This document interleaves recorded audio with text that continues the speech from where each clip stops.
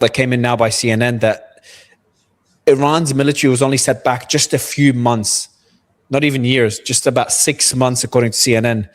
And also, Alistair was just telling me something, and I looked it up, and it's true. Turns out the New York Times was reporting that Pentagon now is worried that Iranian air defense systems are more capable than they were when the war started. Yes. With Russian and Chinese help. You saw that report.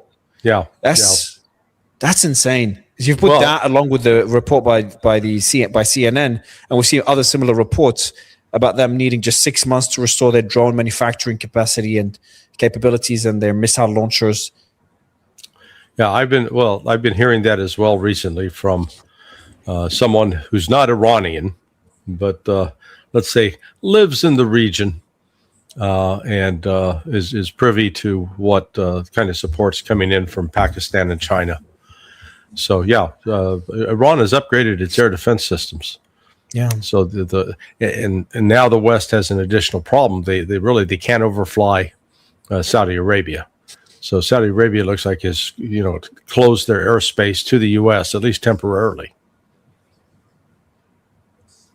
That makes it, but then it's such a difficult position to be in for Trump, to be honest, because if he walks away, Mujtaba Khamenei just ordered that the enriched uranium doesn't leave the country. Right. So they're not even giving him a political win. Okay. The Gulf, I was speaking to a Emirati official yesterday. I've just posted the interview. I don't know if they posted it on YouTube. It's on X. And I asked him a question. I said, look, first, he confirmed what I believed, that the Emiratis don't want war, according to him. Former official, so it's not an official stance. It's speculating. Right. But he said something else that got me concerned. He said, our stance and that of Qatar and Saudi, because they put out similar statements, is that the Strait of Hormuz cannot be controlled by Iran. But then the question is, okay, but where do you draw the line? If you had the two options, Iran already controls it because they already approved over 30 ships that paid the fee and got out of it this month. Right. I understand there's wars are always messy, but this is beyond messy, where it's like every option is just so terrible. The Strait of Hormuz can't be controlled by Iran. It's horrible for the Gulf, but the Gulf don't want war because that would destroy their economies. Yeah. War cannot happen because Trump can't do anything that he hasn't done. The munition stockpiles are depleted, and Iran's capabilities are catching up to what they were before the war within months. And then a diplomatic solution can't be reached because Mujtaba doesn't want to even give up the enriched uranium. Well, and I'm amused by his statement. Oh, Iran can't control it. Well, they are controlling it. So what are you going to do about it? Exactly. Nothing. Not much they could do. Yeah, nothing. So you're going to have to learn to live with this, the new status quo. And I don't see Iran at any time relinquishing the hold on that. They finally woke up and said, "Hey, we basically got the world by the balls," and it is this. Right now, the world global markets are being manipulated, heavily manipulated, to suppress the actual costs of the oil, to suppress the reality of how much of a shortage there is. And I got that, I believe that, and I got a call this morning from a retired oil trader. So someone who spent, years in Wall Street and in London, he was right in the middle of this. And he called up and said, man, he said, look, I just want to let you know, I so appreciate, he says, because you're talking about something most people are ignoring. He said, the price of oil right now ought to be 175, 180 minimum. But it's being suppressed. It's being deliberately suppressed because the connection between the oil market and the stock market is such that the Israelis, and they've got quite a herd of billionaires behind them, are actively and aggressively involved in trying to manipulate the market. And to this end, they've been doing on the derivatives front, they've been playing with inside information. They have been making hundreds of billions of dollars. I want to emphasize hundreds of billions of dollars. This when that Trump's going to come out and make an announcement, hey, we're making progress on peace. there is no progress on peace. There will be no successful negotiations. Iran and the United States are at opposite poles of the universe, and that distance is not going to be bridged. That's the fact. What do you make of the reports yesterday that Trump and Netanyahu had a big fight and the White House is split? Do you think there's any truth to it? There's a split within Israel. Well, no, I think there's a split within the Trump administration. Yes, did Trump and Netanyahu have sharp words? Probably, but again, you got to step back and say, okay, what's the United States going to do? Heretofore, at least during the first 5 weeks, Saudi Arabia played a critical role in allowing U.S. air traffic to flow through it, and particularly for aerial refueling operations. The United States, to my knowledge, and I haven't been briefed on anything inside, but from what I've been able to glean from public sources, the U.S. the combat aircraft, the F-35s, the F-16s, the ones that are not based on carriers, are based in Jordan and are based in Israel, principally. There may be some other locations, but they're not putting them at like Al Dhafra there in the UAE. Is it Dhafra? Okay. But they have put the KC-135s are like in Prince Saud Air Base. I've said before, I at least I know one kid who's there. His dad lives up the road from me.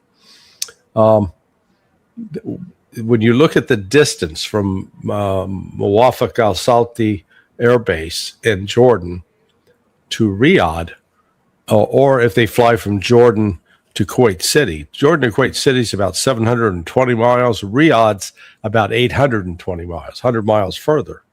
So the combat reach of these aircraft is 550 miles. So that means even before they reach those locations, they've got to be air refueled. And then from there, they can fly on like another 250 miles before they have to turn around and start heading back, because they don't have, if they fly all the way into Iran, they don't have enough fuel to get back. And the air refuelers aren't going to fly into Iran to refuel them. They're going to get shot down.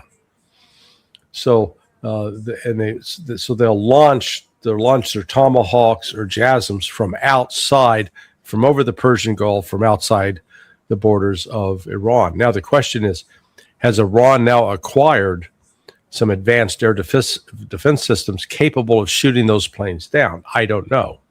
If they have, then the United States has got another big problem. So what I've learned is that because right now one of the big principal concerns for the Saudis is the Hajj is underway. And so the Hajj is this, basically a 10-day event that, it's the obligation of every Muslim to make the journey to Mecca one time in their life. And on average, you get 2 to 3 million Muslims from other countries running around Saudi Arabia. The last thing the Saudis want is for the United States to use their territory to attack Iran. Then Iran will retaliate. And, if they knock out airfields, if they knock out power plants, it's going to create a big problem.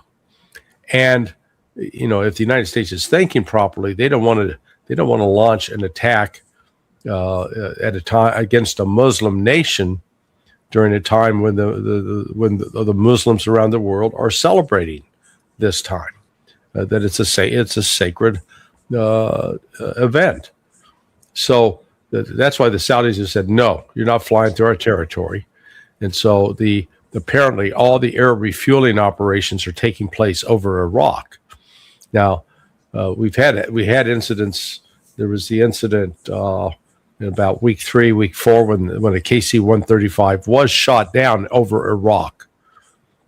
Is that the one where it was reported that 2 of them crashed together or separate?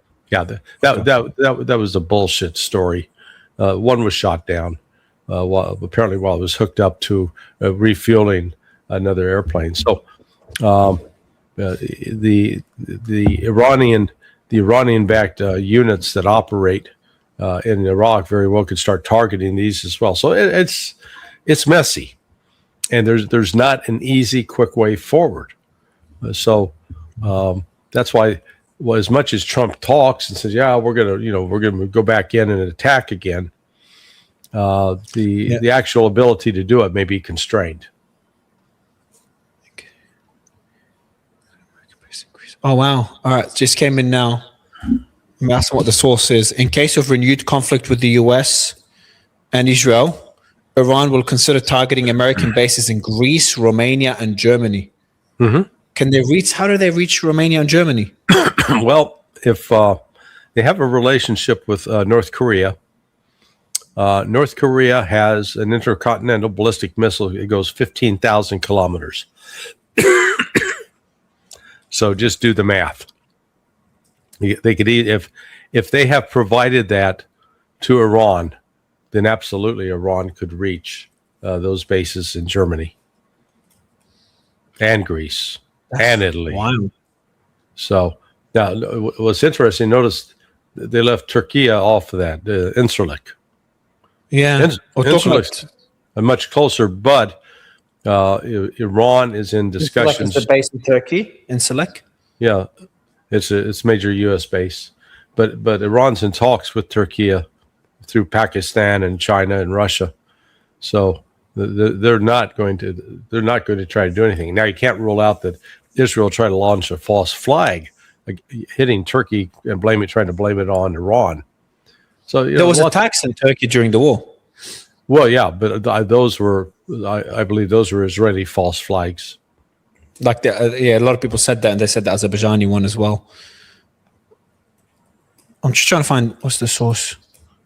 I'm just trying to find the source of it, because that's pretty wild threat to make.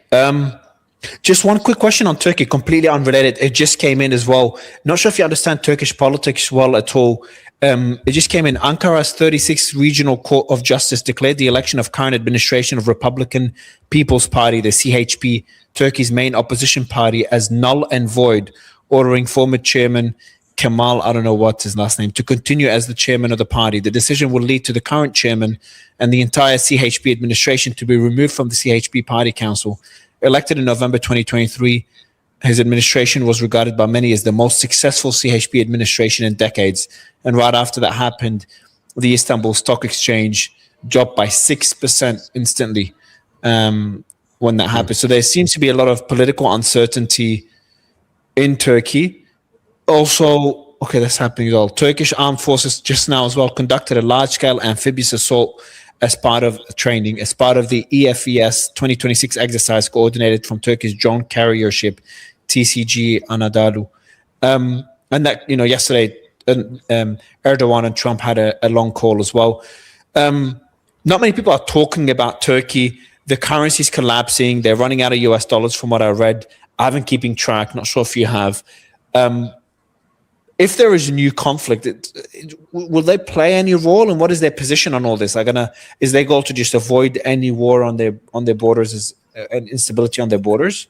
Yeah, well, they have, they were until, as far as de jure, they were the second largest army in NATO. From a de facto standpoint, I think the Ukrainian army, although not officially part of NATO, was larger than the Turkish army. However, so Turkey militarily is a formidable power. Erdogan has been pursuing his own agenda, and he's proven himself entirely untrustworthy. So he partnered up with Israel to overthrow Bashar al-Assad. He made some convenient agreements with Ukraine, sort of double-crossed Russia, and then Russia pushed back, and then Erdogan tries to patch things up. Erdogan's active in the Caucasus, particularly trying to get more control over Armenia, working closely with Azerbaijan in that regard. So that said, though, he's been as far as a ruler goes, for his improving the lives of the Turkish people, he's been a failure. And so that's where these opposition political figures come in. And then, crazily enough, the Israelis, they end up helping Erdogan by threatening, being very open about their plans to attack Turkey once they get rid of Iran. Just insane stuff. So, yeah, Turkey is not a stable presence right now. The Russia and China initiative with this global, trying to have this new security architecture, sees Turkey as a key component. I have a piece of news that just came in as well, pretty significant. Al Arabiya is allegedly obtained what it describes as the final draft of a Pakistani-mediated U.S.-Iran agreement, reportedly set to be announced within hours.